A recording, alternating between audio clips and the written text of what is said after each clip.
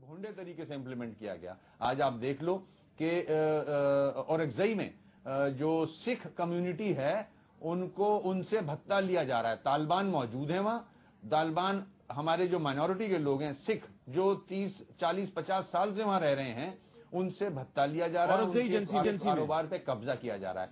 अब कौन सा जवाब और चाहिए ऑपरेशन के लिए? अच्छा, मतलब औरंगज़ई एजेंसी की बात कर रहे हैं आप? अगर ये मैं पख्तूनों की बात ही नहीं कर रहा, मैं तो तालिबान जो के इस मुल्क को डिस्टेबलाइज करना चाहते हैं उन पर ऑपरेशन। इनके पास असला बाहर से आ रहा है, बाहर से लोग मौजूद हैं हमारे मुल्क में, दहशतगर्द बाहर के, चेचन, उसके साथ असला। जब असला भी बाहर से आ रहा है, पैसे भी बाहर से आ रहे हैं, और कौन से शवाहिद चाहिए आपको? ये जरूर बात है कि अगर पूरी जमातों को कॉन्फिडेंस में लिया जाए, सारी जमातों को, तो उस पे अगर एक्ट करें तो बहुत अच्छी बात होगी। मैं यहां PMLN से भी रिक्वेस्ट करूंगा कि अगर ये समझते हैं कि गवर्नमेंट नहीं कुछ कर रही तो ये बड़ी जमात है, इनिशिएटिव लें, खुद कॉल करें APC, सारी मजहबी और सियासी जमातों को बिठाएं, उसके बाद बड़ा प्रेशर बनता है। इवन अगर साहब आपने तो उन पे भी एक प्रेशर आएगा कि आपने गेंद फेंक दिया PMLN के कोर्ट में। जिसन इकबाल साहब, आपके बारे में कहा वसीम अख्तर साहब ने, देखिए कितने उन्होंने अच्छे जज्बात का इजहार किया कि आप एक बड़ी पार्टी हैं, तो अगर हुकूमत इनिशिएटिव नहीं ले रही तो आप ले लें इनिशिएटिव। यकीनन अगर हुकूमत नहीं लेगी तो फिर हम इनिशिएटिव लेंगे, लेकिन हम नहीं चाहते कि किसी तरीके से हम इसके अंदर कोई ये तासुर दें कि हम सियासी फायदा उठाने की कोशिश कर रहे हैं। ये कौमी बहरान है, हुकूमत का फर्ज है कि वो जो इकदाम उठाने वो उठाए, और इसलिए हमने नेक नियति से पिछले काफी अरसे से, चंद हफ्तों से नवाज शरीफ साहब पर यह दबाव था कि PMLN को ऑल पार्टीज कॉन्फ्रेंस बुलानी चाहिए, लेकिन उन्होंने कहा कि इसके लिए हुकूमत का जो किरदार है वो एक फितरी किरदार बनता है। अगर हम इसमें कोई इनिशिएटिव लेंगे तो कोई कह सकता है कि हम सियासत चमका रहे हैं, कोई कह सकता है हम हुकूमत को एम्बेरस कर रहे हैं। लिहाजा उन्होंने फिर प्राइम मिनिस्टर को कहा कि देखिए इसमें आप सबको बुलाइए, हम सब तैयार हैं। अब हमारा मसला क्या है? 17वीं तरमीम की रोशनी में जो चीफ एग्जीक्यूटिव है पाकिस्तान के वो सदर है, वजीर आजम की हैसियत सानवी है। अब सदर जिनके पास इख्तियारात असल में है, जो असल ऑल पावरफुल हैं जब तक 17वीं तरमीम है, वो कोई 10-12 रोजा दौरे पे बाहर चले गए हैं। अब ये डायकॉटमी है। अगर हम प्राइम मिनिस्टर के साथ बात करेंगे, सदर साहब मुल्क के अंदर नहीं है, तो वो अब हम पता नहीं क्या फैसले कर सकते हैं क्या नहीं कर सकते। और मैं समझता हूं कि इस मौके पर कोई ऐसा बैरूनी दौरा अहम नहीं था कि जो मुल्क की अंदरूनी सलामती का सवाल है कि हम सब पूरी क़यादत सिर जोड़कर बैठती। और अब भी वक्त है, कोई बहुत ज्यादा नुकसान नहीं हुआ। और अगर हम सब मिलकर जो स्टेट के एक्टर्स हैं, फौज के क़यादत हो, उसमें सिविल क़यादत हो, सियासी क़यादत हो, मीडिया हो, अदलिया हो, सिविल सोसाइटी हो, हम सब मिलकर इन मसलों को चंद हफ्तों के अंदर ठीक कर सकते हैं। पाकिस्तान का रुख तब्दील हो सकता है, बाहर की दुनिया का एतमाद हम पे बहाल हो सकता है अगर हम सब मिलकर अपना अपना किरदार अदा करें। एहसन इकबाल साहब का कहना है कि सदर आसिफ अली जरदारी को गैर मुल्की दौरे की इतनी जरूरत नहीं थी, लेकिन वो 10-12 दिन के लिए बाहर चले गए हैं। एक वक्फा लेते हैं और वक्फे के बाद हम पीपल्स पार्टी के सेनेटर फैसल रजा आबदी साहब से पूछेंगे कि वो एहसन इकबाल साहब की इस स्टेटमेंट के बारे में क्या कहना चाहते हैं।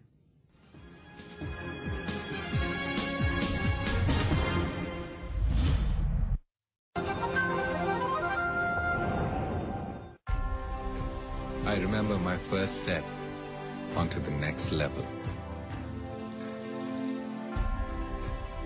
Life goes on.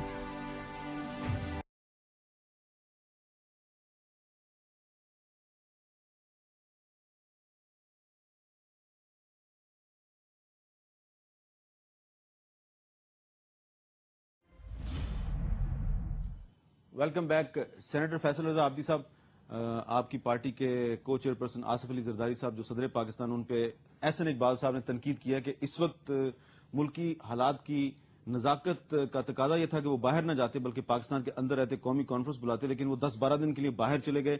और वसीम अख्तर साहब ने भी ये गुफ्तगू में कहा कि जो निजाम रेगुलेशन था उस पर जल्दबाजी में दस्तखत किए गए, उसको बड़े भूंडे अंदाज में इंप्लीमेंट किया गया। इसका क्या जवाब देंगे आप? देखिए, मैं आपको अर्ज करूं कि एहसन भाई ने कहा तो एक मुहावरा याद आता है कि अच्छा किया अल्लाह ने किया, बुरा किया जरदारी ने किया। तो जब से अच्छा किया अल्लाह ने किया, बुरा किया जरदारी ने किया, अब ये मुहावरा बन गया है। बिल्कुल, अब ये पाकिस्तान के हर बच्चे की जुबान, बच्चे की जुबान पे। बिल्कुल।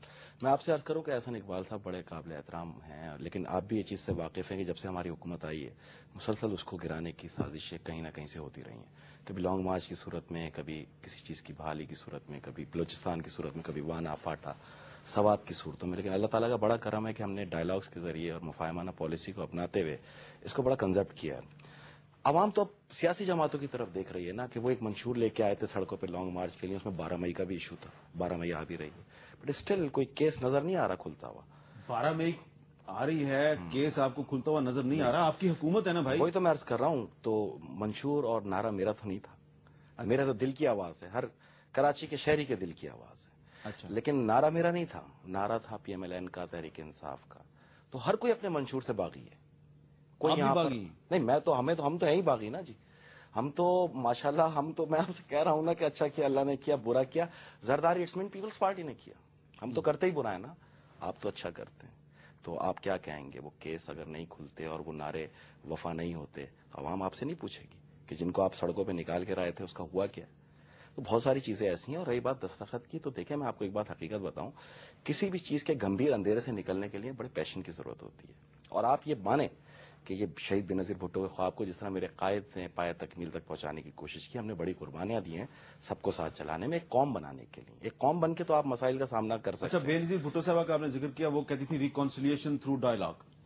اب اس وقت پاکستان کے جو حالات ہیں اس کے لیے وسیم اختر صاحب بھی ایک ہی بات کر رہے ہیں، احسن اقبال صاحب بھی کہہ رہے ہیں، حیدر علی شاہ صاحب بھی کہہ رہے ہیں. بالکل. قومی کانفرنس، اس کا اعلان کب کرے گی آپ کی حکومت؟ میں یہ سمجھتا ہوں کہ انشاءاللہ دیکھیں کانفرنس تو آج بھی ہو رہی ہے، جیسے وسیم بھائی نے کہا کہ سی ایم ہاؤس میں تمام سیاسی جماعتیں مل کے بیٹھی ہوئی ہیں. اب آپ اس کو قومی نظریے کے اوپر لے کے کریں تو وہ بہت سود مند ہے اور بڑی ضرورت بھی ہے.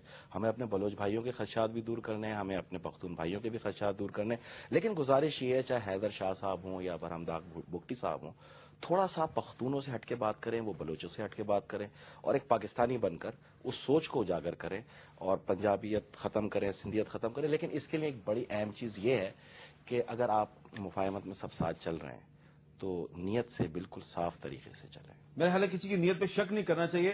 وسیم اختر صاحب، احسن اقبال صاحب سے جو آپ نے سوال کیا تھا اس کے جواب میں انہوں نے کہا کہ ہم نہیں چاہتے کہ حکومت کا انیشیٹو ہم لے جائیں اور اس کی وجہ سے غلط فہمی پیدا ہو. تو اب آپ بھی حکومت میں شامل ہیں، مرکز میں بھی، صوبے میں بھی، اور پیپلز پارٹی کے آپ پارٹنر ہیں. تو کیا اب ہم یہ توقع کر سکتے ہیں کہ کراچی کے حالات کے بعد اب آپ حکومت سے، وزیر اعظم سے اور پریزیڈنٹ سے بات کریں گے کہ جیسے ہی صدر پاکستان غیر ملکی دورے سے واپس آتے ہیں تو ایک آل پارٹیز کانفرنس فوراً بلا لی جائے؟ یہ بات تو کریں گے نا آپ حکومت سے؟ کر سکتے ہیں آپ؟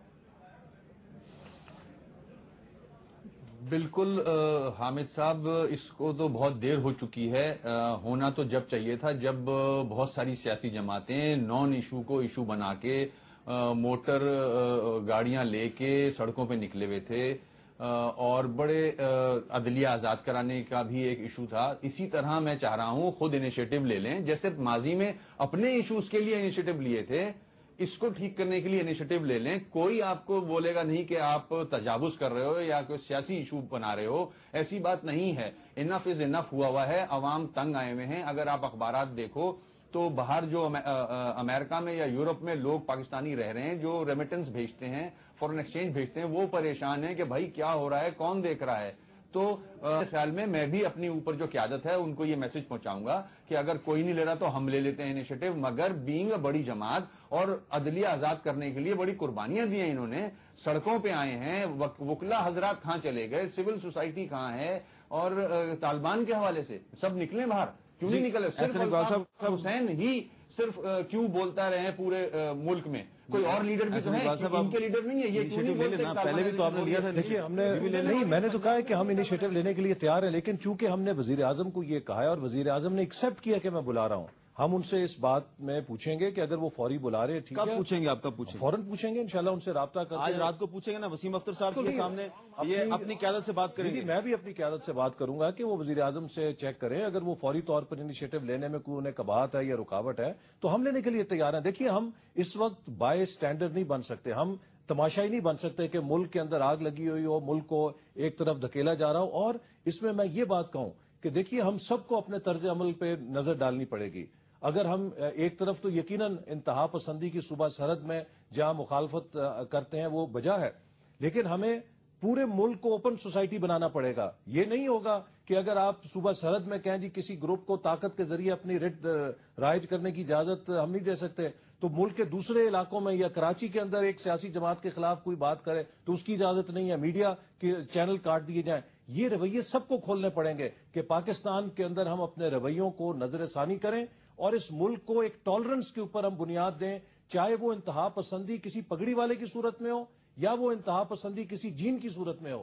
اس ہر قسم کی انتہا پسندی کے ہم خلاف ہیں اور اس کو ہمیں تبدیل کر کے اس ملک کو قائد اعظم کے اصول کے مطابق tolerant بنانا اگلے چاہیے۔ 3-4 دن میں اگر حکومت آل پارٹیز کانفرنس کی ڈیٹ کا اعلان نہیں کرتی تو آپ کی پارٹی کرے گی؟ جی بالکل، ہم اس میں اگر وہ اس میں نہیں انیشیٹو لیں گے تو ہماری پارٹی بالکل انیشیٹو وسیم اختر صاحب، میرا ٹائم ختم ہو رہا ہے۔ احسن اقبال صاحب نے یہ بات کہہ دی ہے کہ اگر 3-4 دن میں حکومت انیشیٹو نہیں لیتی آل پارٹیز میں بالکل حامد صاحب میں یہ جواب دینا چاہ رہا ہوں۔ بالکل دیکھیں، اگر کراچی میں ووٹ بینک کے تھرو ایم کیو ایم سیٹیں لیتی ہے، طالبان بندوق کے زور پہ قبضہ کر رہے ہیں، کراچی پہ ایم کیو ایم کا ووٹ کے ذریعے قبضہ ہے، لوگوں کے دل جیتے ہوئے ہیں، گنز سے نہیں جیتے ہوئے، وہ گنز کے ذریعے، یہ یہاں ڈفرنس ہے۔ اور اگر میں یہاں کلیئر کر دوں، کوئی جینز پہننے والا بھی کلیشنکوف اٹھائے یا دھوتی پہن